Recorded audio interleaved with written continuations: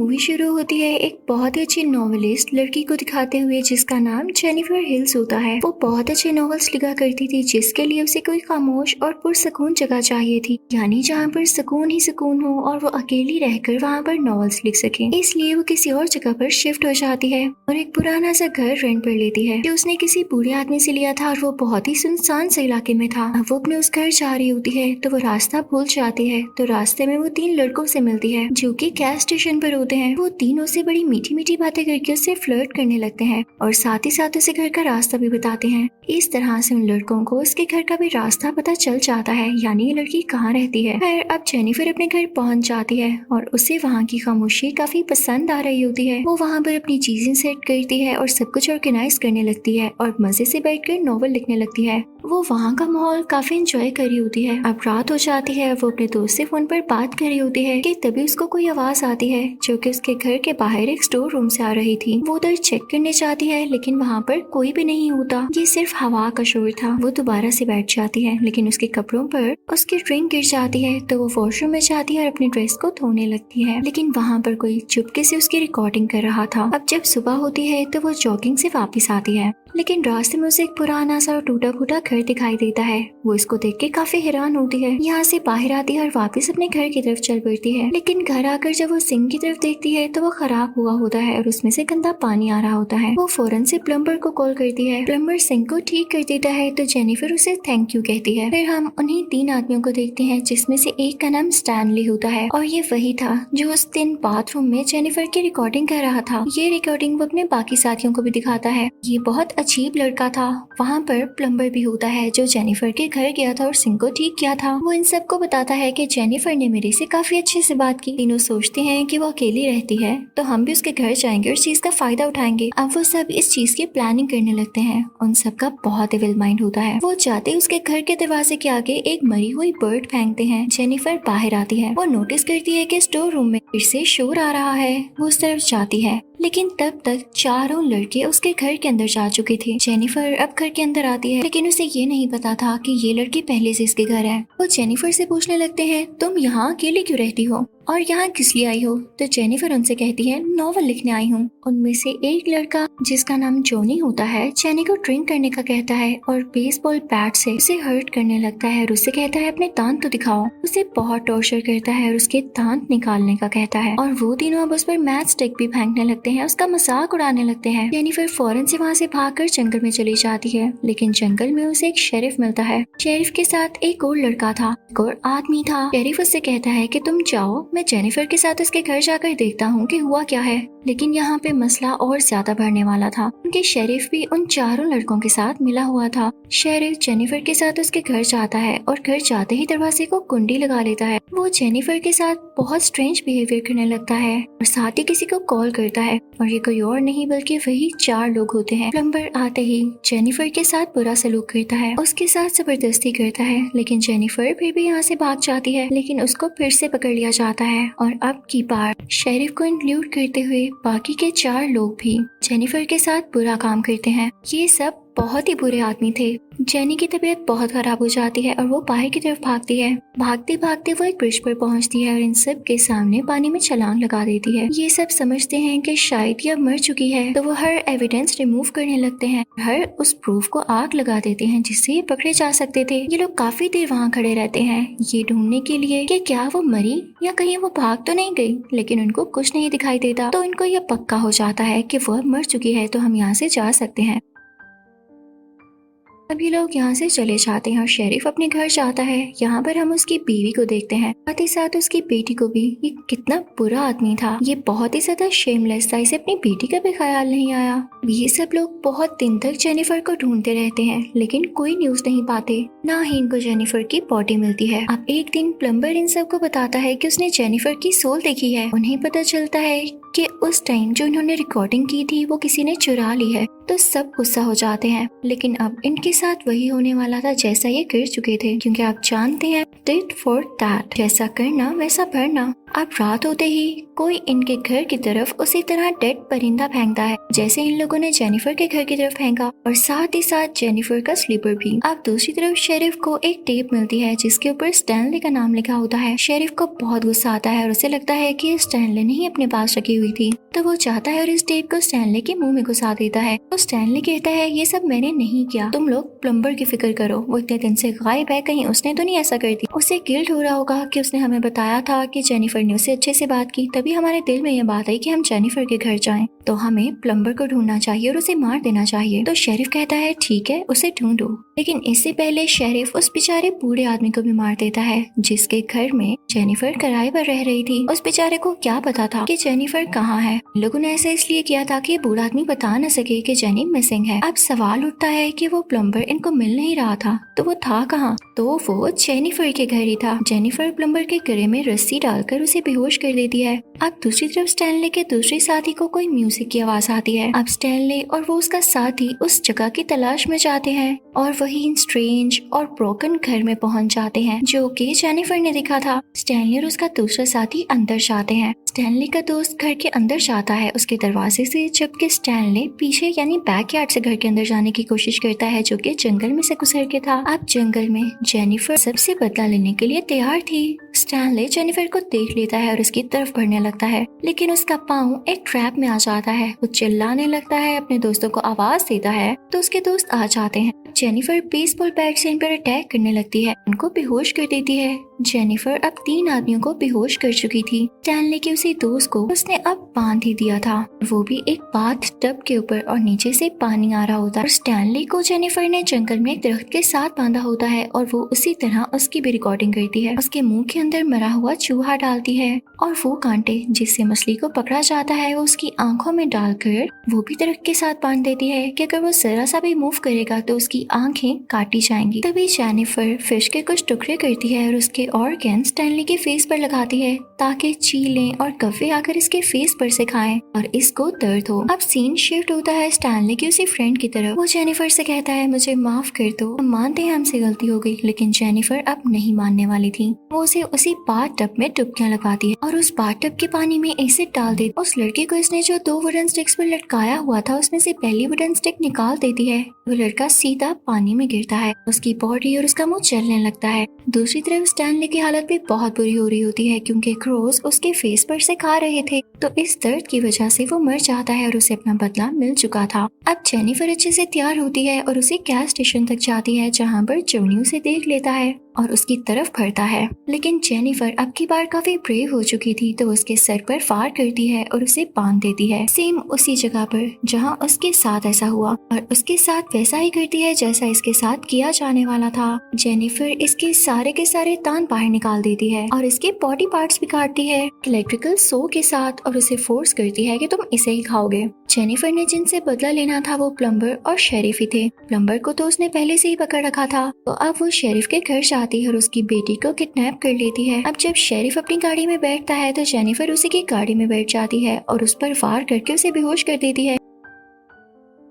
जब शेरिफ को होश आता है तो देखता है कि वो एक वुडन प्लैंक के ऊपर बंधा हुआ है और प्लम्बर भी उसी रूम में है और वो भी बेहोश था। जेनिफर प्लम्बर के हाथ के साथ एक गन इस तरह से बांधती है तो अपने आप उस गन से बुलेट फायर हो जाए, इस तरह से एक शॉट से 2 लोग मर जाएं। अब जेनिफर बाहर बैठ के इस चीज का इंतजार करने लगती है कि कब प्लम्बर को होश आए और ऐसा हो। प्लम्बर को जैसे ही होश आती है तो उसका हाथ हिलता है, गन में से गोली चल जाती है जो कि सीधा शेरिफ की बैक पर लगती है और वही गोली प्लम्बर को भी आके लगती है और उसकी मौत हो जाती है। जेनिफर बाहर बैठे बैठे दिल ही दिल में बहुत खुश हो रही होती है कि उसने अपना बदला ले लिया। इसी के साथ इस मूवी का पार्ट 1 यही एंड होता है। अब मैं आपको एक्सप्लेन करूंगी इसी मूवी का पार्ट 2। इसमें सारे कैरेक्टर्स डिफरेंट हैं लेकिन स्टोरी लाइन कुछ मिलती जुलती है। तो इस मूवी के पार्ट में कैटी को दिखाया जाता है जो कि एक बहुत अच्छी लड़की होती है और एक कॉफी शॉप में काम किया करती थी, लेकिन वो मॉडल बनना चाहती थी और ये बात वो अपनी दोस्त को भी बताती है। उसकी दोस्त कहती है कि तुम अपना शूट करवाओ। तभी कैटी वहाँ पर एक एड देखती है और वहाँ का नंबर नोट कर लेती है। कैटी जब घर आती है उनका पीस देखने लगती है जो उन्हें काफी अच्छा लगता है और अट्रैक्ट करता है, तो कैटी उस नंबर पर कॉन्टेक्ट करती है और उनको अपनी फोटोग्राफ भेजती है एक पोर्टफोलियो के तौर पर। तो इसकी पिक्चर उन लोगों को पसंद आ जाती है और वो इसे कहते हैं कि सुबह 10 बजे हमारे स्टूडियो आ जाना। अब अगली सुबह केटी वहाँ जाती है तो वहाँ पर एक और शूट हो रहा होता है जो कि काफी अजीब तरीके से हो रहा था। इतनी ही देर में केटी वहाँ 3 लड़कों से मिलती है जो कि आपस में भाई थे। एक का नाम इवान था, एक कर्ली बालों वाला लड़का था और एक और इनका भाई था। अब केटी अपने साथ कुछ कपड़े भी लाई थी। इवान उससे कहता है कि इनमें से एक प्यारा से कपड़े पहन लो, लेकिन जब केटी वो ड्रेस पहनती है तो इवान इतना ज्यादा खुश नहीं दिखता और उससे कहता है इससे भी छोटा ड्रेस पहनो। लेकिन केटी अच्छी लड़की, वो सिर्फ एक मॉडल बनने के लिए इतना गिर नहीं सकती थी, तो वो बिना कुछ कहे वहाँ से चली जाती है और उसने अपने दिल से भी निकाल दिया था कि वो मॉडल भी नहीं बनेगी। अगले दिन जब वो जॉगिंग पर जा रही होती है और फिर अपने घर वापस आती है तो उसकी डोर पर कोई नॉक करता है और ये वही गाय था, वही कर्ली बालों वाला आदमी यानी इवान का भाई। वो उसे यूएस भी देता है और कहता है कि इसमें आपकी पिक्चर्स हैं। तो केटी कहती है कि मुझे नहीं चाहिए। तो कर्ली बालों वाला लड़का कहता है फिक्र नहीं करें, हमने इसे अपने पास से डिलीट कर दिया है ताकि आपको बुरा न लगे, या आपकी पिक्चर्स हैं, आप इसे देख सकती हैं। तो केटी वो यूएस भी ले लेती।